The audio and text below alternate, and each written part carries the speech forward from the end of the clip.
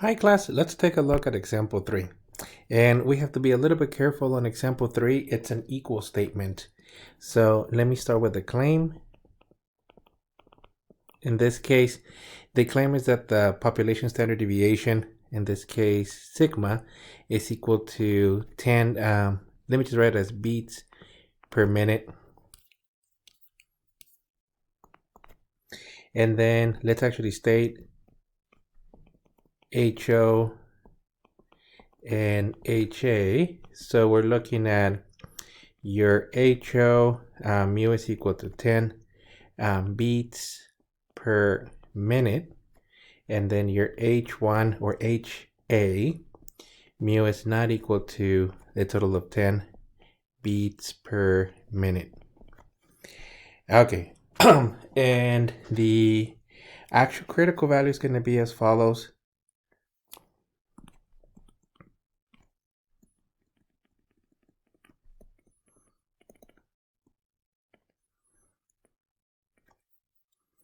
So our critical value, we're going to be using n is equal to 51.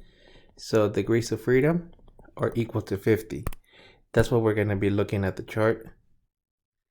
And then we're also going to be looking at the values of alpha. We're using 0.10, so alpha is equal to 0.10, which means that C is equal to 0.90. And then alpha divided by 2, it's 0.05. So let's actually take a look at the region. And we're looking at, well, it's going to start at 0, and then it's going to go in this direction. Because of the actual claim on equality, this particular one, it's going to have a total of 2 critical values. So we're looking at a two-tailed test. That's going to be your region. So we're looking at alpha divided by 2. So for this one, we're just going to be saying that a value here, it's going to be a chi-square value on the right. This one here, a chi-square value on the left. And let me actually shade it.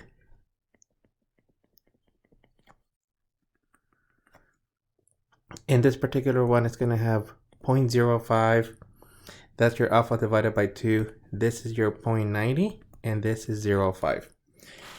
So we're going to be looking at a total of 2 critical values. The one on the right, it's going to have 0.05 towards the infinity. The one on the left, it's going to have the 0.90 plus 0.05 or 0.95.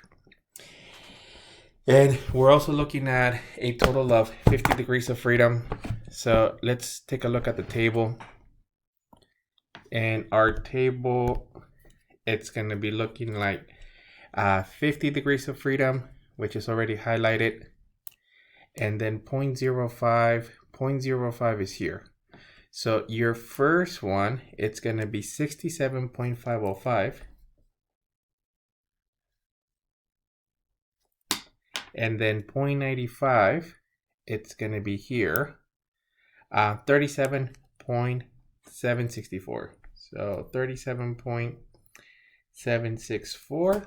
Once again, the one on the far right has 0.05. That's here, which means 67.505. Then 0.95, it's here, 34.764. Let me go back to the problem and write them.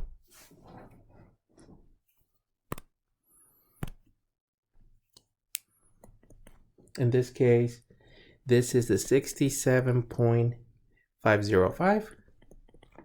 The one on the left, it's going to be 37.764. Let me just double check. 37.764, 95, 05, it's 67.505. Okay, so those are the critical values. And let me just write them here.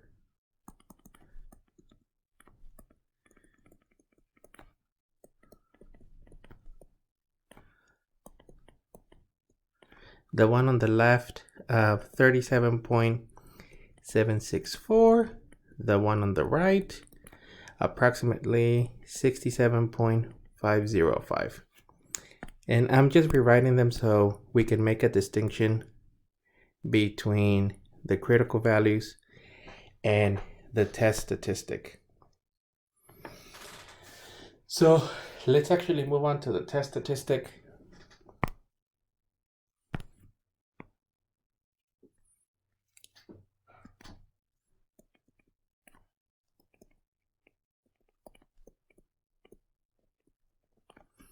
In our test statistic, it's going to be a chi-square value of n minus 1 times s squared over the value of sigma squared. So in this case, n is 51, so it's going to be 50 times the standard deviation of the sample is 11.3. And then the value of sigma, it's 10.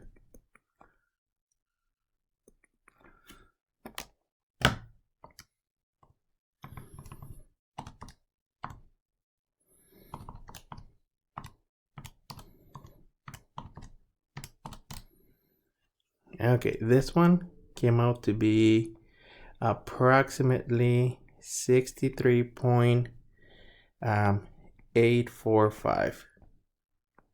So test statistic,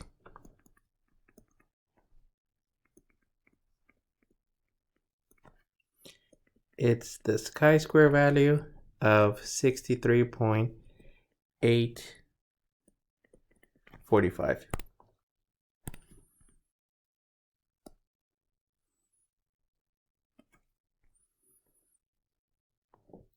And then 63, it's actually in between both of those.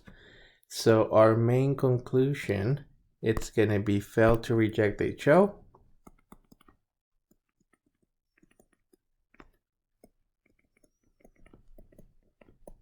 And you can just say because the test statistic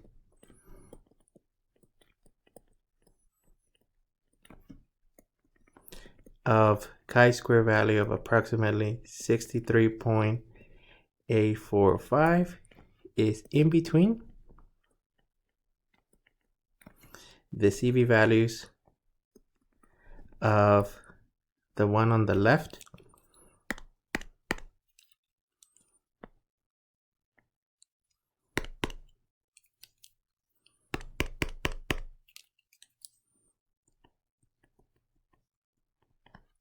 of 37.764 and the chi-square value of 67.505 using alpha, our value of alpha was 0.10.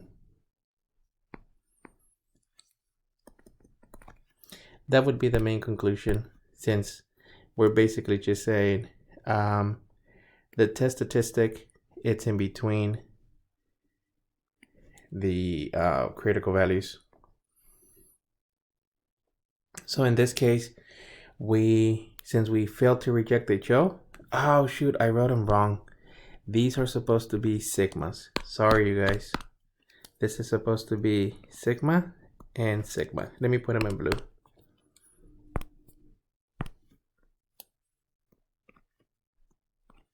No one saw that. It's actually standard deviation of 10 beats per minute.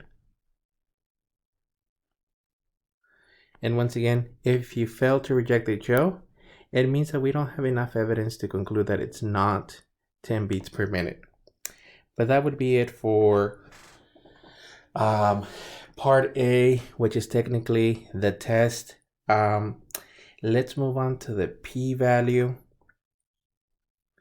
And then as we actually do the p-value, let me just create a basic sketch. So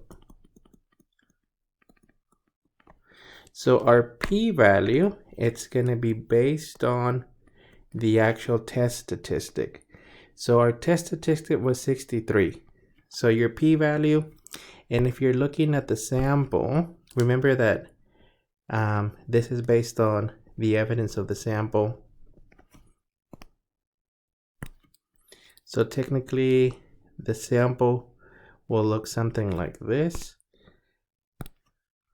And then somewhere out here, we would have the actual chi-square value of 63.845. Now your p-value, it's gonna be the area on the tail, or technically tails, depending on the test. So because this particular one, it's a two-tail test, there's technically two values. There's gonna be one on the left. And to estimate both of these, you're gonna be using the following code. So you technically just need to find this area and multiply it times 2. So multiply that times 2, and that would be the approximate p-value.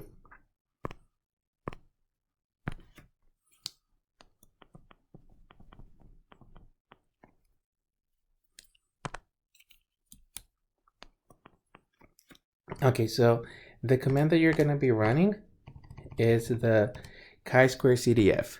So in this case, it's the chi-squared CDF, and it's going to start at 63.845, and then you need a very large upper bound with degrees of freedom of 50.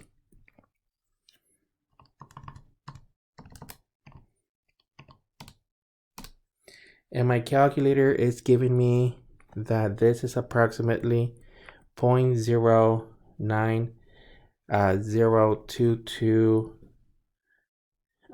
3816. So you just need a very large value to let it know that this is technically positive infinity.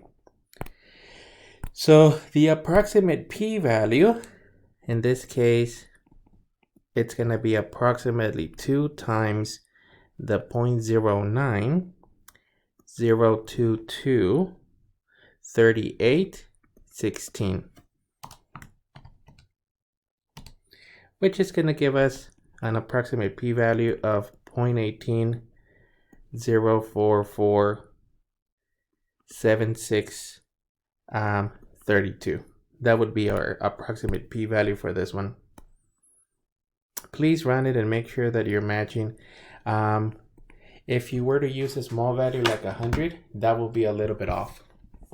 So that's actually it for this one.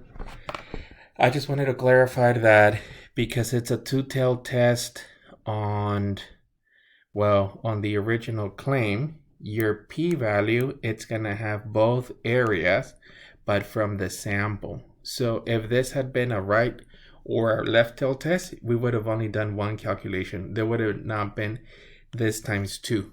The times 2, it's gonna actually give you this area and the approximate area on the value on the left, which we don't have enough info to actually obtain with the formula given here. So that's gonna be it for the p-value on this one.